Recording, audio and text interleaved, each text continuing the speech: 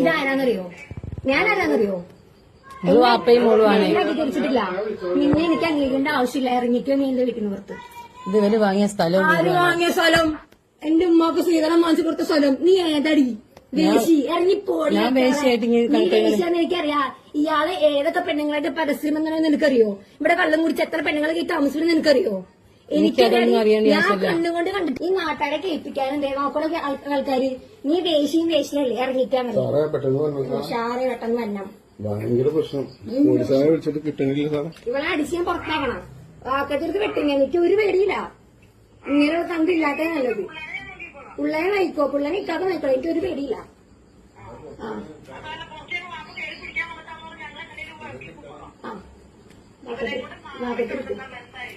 വാക്കത്തിരുത്താക്കാം.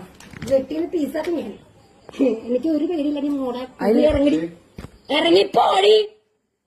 മറ്റവളെ ഇറങ്ങടി കൊടകെട്ടവളെ.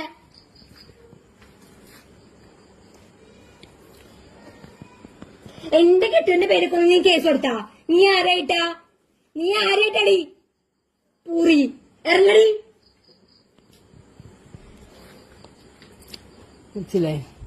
ആര് നീ ഉണ്ടാക്കണേ? റേഷൻ കാർഡ് മാറ്റാൻ കൊടുക്കണ അവന്റെ ഉമ്മാനെ കെട്ടിക്കാൻ.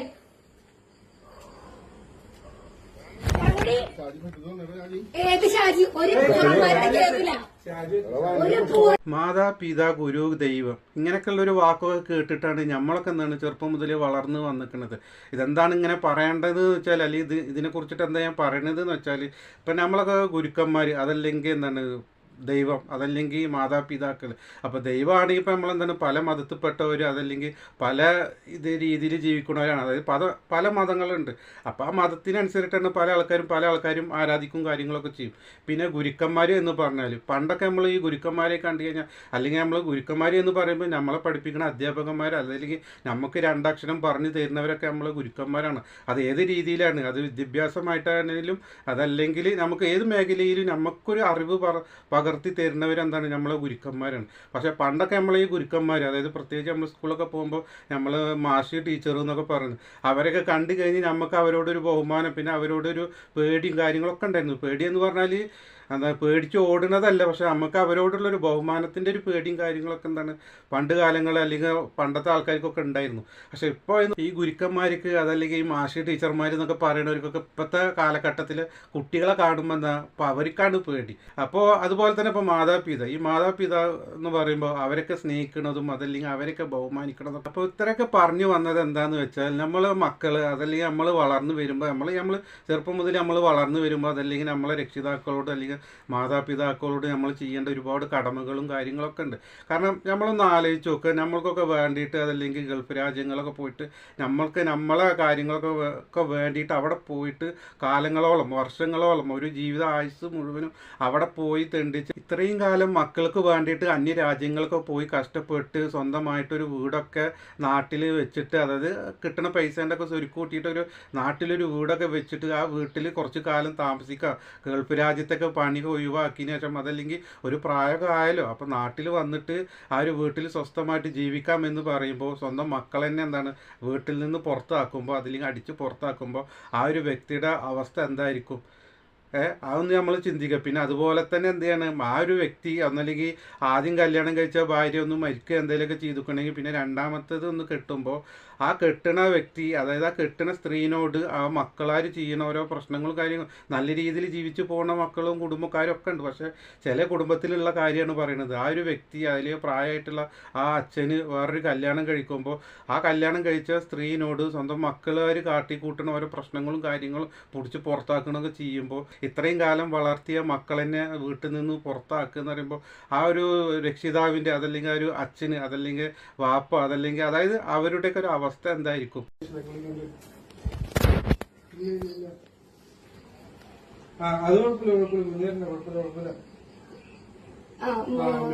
മുള്ളംകുന്ന് ജുമാ മസ്ജിദ് അല്ലെങ്കിൽ സീനത്ത് ഇൻഡസ്ട്രീസ്.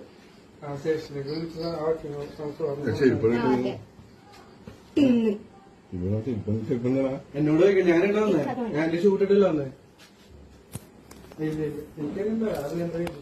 തടിയുടെ പറമ്പ്. നമ്മള് വിവാഹം കഴിഞ്ഞ് വന്നല്ലേ, നമ്മള് വേശ്യൊന്നല്ല ഇനി.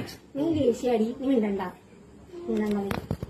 ആ, അപ്പൊ നീയോ? 45, 55, 18, 20.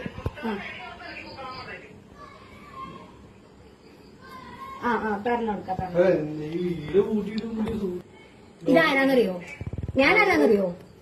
നമ്മള് വാപ്പയും മോളുമാണ്. അംഗീകരിച്ചിട്ടില്ല.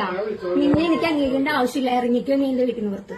ഇത് ഇവര് വാങ്ങിയ സ്ഥലവും ആര് വാങ്ങിയ സ്ഥലം? എന്റെ ഉമ്മാക്ക് ശ്രീധരൻ വാങ്ങിച്ചു കൊടുത്ത സ്ഥലം. നീ ഏതടി വേശി? ഇറങ്ങിപ്പോടി. ഞാൻ വേശ്യായിട്ട് നീ വേശിയാന്ന് എനിക്കറിയാം. ഇയാള് ഏതൊക്കെ പെണ്ണുങ്ങളായിട്ട് പരസ്യം എന്നാണെന്ന് നിനക്കറിയോ? ഇവിടെ കള്ളം കുടിച്ച് എത്ര പെണ്ണുങ്ങളൊക്കെ ഈ താമസിക്കുന്നത് നിനക്കറിയോ? എനിക്കതൊന്നും അറിയേണ്ട ഞാൻ കണ്ണുകൊണ്ട് കണ്ടിട്ട് ഈ നാട്ടാരെ കേൾപ്പിക്കാനുണ്ട് നോക്കണ ആൾക്കാര്. നീ വേശിയും വേശിയല്ലേ? ഇറങ്ങിക്കാൻ മതി. സാറേ പെട്ടെന്ന് വന്നു. ഷാറ് പെട്ടെന്ന് വന്നം. ഭയങ്കര പ്രശ്നം. പോലീസുകാരെ വിളിച്ചിട്ട് കിട്ടണില്ല സാറേ. ഇവളെ അടിച്ച് ഞാൻ പുറത്താക്കണം. വാക്കത്തിർക്ക് വെട്ടിങ്ങ. എനിക്ക് ഒരു പേടിയില്ല. ഇങ്ങനെയുള്ള കണ്ടില്ലാത്ത നല്ലത്. പിള്ളേരെ നയിക്കോ, പിള്ളേരെ നിൽക്കാതെ നയിക്കോ. എനിക്ക് ഒരു പേടിയില്ല.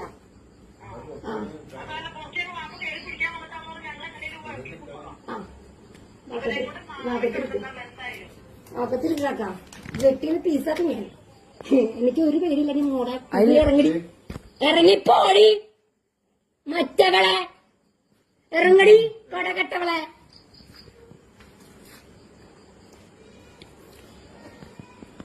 എന്റെ കെട്ടുവിന്റെ പേര് കൊണ്ട് നീ കേസ് കൊടുത്താ? നീ ആരായിട്ടടി പൂറി? ഇറങ്ങടി.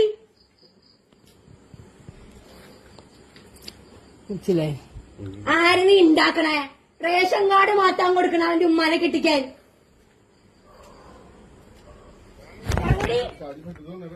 ഏത് ഷാജി? ഒരു കേൾക്കില്ല.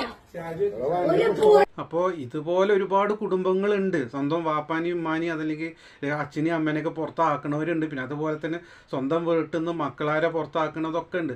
പക്ഷേ സ്വന്തം രക്ഷിതാക്കളെ പുറത്താക്കുമ്പോഴാണ് നമുക്ക് ഏറ്റവും വലിയൊരു സങ്കടവും കാര്യങ്ങളൊക്കെ വരുന്നത്. കാരണം അവരുണ്ടാക്കിയ വീട് അല്ലെങ്കിൽ അവർ ഒരു കാലത്ത് അതല്ലെങ്കിൽ ഒരു ജന്മം മുഴുവനും അവർ സ്വരുക്കൂട്ടി ഉണ്ടാക്കിയിട്ട് ഒരു ജീവിതകാലം മുഴുവനും തെണ്ടിച്ചുണ്ടാക്കിയ പൈസ കൊണ്ടൊരു വീടൊക്കെ വെച്ച് അതിൽ താമസിക്കണം എന്ന് വിചാരിച്ചിരിക്കുമ്പോൾ അതിൽ നിന്ന് മക്കളാരൊക്കെ പുറത്താക്കുമ്പോൾ അതല്ലെങ്കിൽ മരുമക്കളാർ പുറത്താക്കുമ്പോഴൊക്കെ ഉണ്ടാകുന്ന പ്രശ്നവും കാര്യങ്ങളൊക്കെ വിഷമമൊക്കെ ഉണ്ടാവുമല്ലോ. അത് പറഞ്ഞറിയിക്കാൻ പറ്റൂല. അതെന്താ വെച്ചാൽ സ്വന്തം മക്കളാണ് ഇതിന്ന് ഇപ്പോൾ വീട്ടിൽ നിന്ന് പുറത്താക്കുന്നത്. ഇപ്പോൾ കല്യാണം കഴിപ്പിച്ച് വിട്ട മകളാണിത്. അതായത് ആ അച്ഛനക്ക് അല്ലെങ്കിൽ ആ വാപ്പാക്ക് ചിലപ്പോൾ വാപ്പാൻ്റെ ആദ്യത്തെ ഭാര്യ മരിച്ചു, ആ രണ്ടാമത് കെട്ടിയ സ്ത്രീനെറ്റാണ് ആ പറയണത്. മറ്റവളെ മറിച്ചവളെ അങ്ങനെ ഇങ്ങനെ ഭയങ്കര മോശമായിട്ടാണ് ഇപ്പോൾ അതിൽ ഓരോ കാര്യങ്ങളൊക്കെ അവൾ പറയണത്. സ്വന്തം ഉമ്മ മരിച്ചിട്ട് വാപ്പാര് രണ്ടാമത് കല്യാണം കഴിക്കുമ്പോൾ ശരിക്ക് ഉമ്മാൻ്റെ മാതിരിയാണ്. അത് ഉമ്മ തന്നെയാണത്. നമ്മൾ പറയില്ലേ ഏളാമ്മ അല്ലെങ്കിൽ ചെറിയമ്മ എന്നൊക്കെ പറയണ മാതിരി നമ്മളെ ഉമ്മ തന്നെയാണ് അല്ലെങ്കിൽ നമ്മുടെ അമ്മ തന്നെയാണ്. കാരണം രണ്ടാമത് കല്യാണം കഴിക്കുമ്പോൾ നമ്മുടെ ഒരു അമ്മൻ്റെ സ്ഥാനം തന്നെയാണത്, അല്ലെങ്കിൽ ഉമ്മാൻ്റെ സ്ഥാനം തന്നെയാണ്. പക്ഷെ ആ ഒരു സ്ഥാനമൊന്നും കൊടുക്കണില്ല. പക്ഷെ പിടിച്ച് പുറത്താക്കുക അതല്ലെങ്കിൽ ഇങ്ങനെ അനാവശ്യം കാര്യങ്ങളൊക്കെയാണ് ഇപ്പോൾ ആ ഒരു സ്ത്രീ, അത് സ്വന്തം മകളായിട്ടുള്ളത് പറയണത്. പിന്നെന്താ വെച്ചാൽ ഈ ഒരു കാലഘട്ടത്തിൽ വീട്ടിൽ നിന്ന് പുറത്താക്കുന്നതിന് ഏറ്റവും വലിയ വീട്ടിൽ നിന്ന് പുറത്താക്കിയല്ലോ ഇപ്പോൾ ചെയ്തിട്ടുള്ളൂ. പക്ഷെ ഇപ്പോഴത്തേക്ക് മക്കളാരെന്ന് പറയുമ്പോൾ തലക്ക് നമ്മൾ പറഞ്ഞ മാതിരി പ്ലെയർ കൊണ്ട് അതല്ലെങ്കിൽ ചുറ്റിക്കണ്ടൊക്കെ അടിച്ചു കൊല്ലണ കാലമാണ് ഇപ്പോൾ. അതൊന്നും ഇപ്പോൾ സംഭവിച്ചിട്ടില്ല. സ്വന്തം വീട്ടിൽ നിന്ന് പുറത്താക്കിയൊക്കെ ചെയ്തിരിക്കുന്നത്. അതല്ലെങ്കിൽ ചില മക്കളൊക്കെ ഇപ്പോൾ സ്വന്തം വാപ്പാനാണെങ്കിലും ഉമ്മാനൊക്കെ ഇപ്പോൾ തല്ലിക്കൊല്ലണ കാലഘട്ടമാണ്. അപ്പോൾ എന്താണെങ്കിലും ഇപ്പോൾ ഈ ഒരു വ്യക്തിനോട് പറയാം അല്ലെങ്കിൽ ഒരു മകളോടൊക്കെ പറയാനുള്ളത്, നീ ഇപ്പോൾ സ്വന്തം വാപ്പാനെയാണെങ്കിലും ഇപ്പോൾ ഇറക്കി വിട്ടിട്ടുണ്ട്. പിന്നെ അതേമാതിരി വാപ്പ കല്യാണം കഴിച്ച രണ്ടാമത്തെ ഭാര്യ, അതായത് എൻ്റെ സ്വന്തം ഉമ്മയില്ലെങ്കിലും നിൻ്റെ ചെറിയമ്മ അല്ലെങ്കിൽ എളാമ്മ എന്നൊക്കെ പറയുന്ന ആളാണല്ലോ.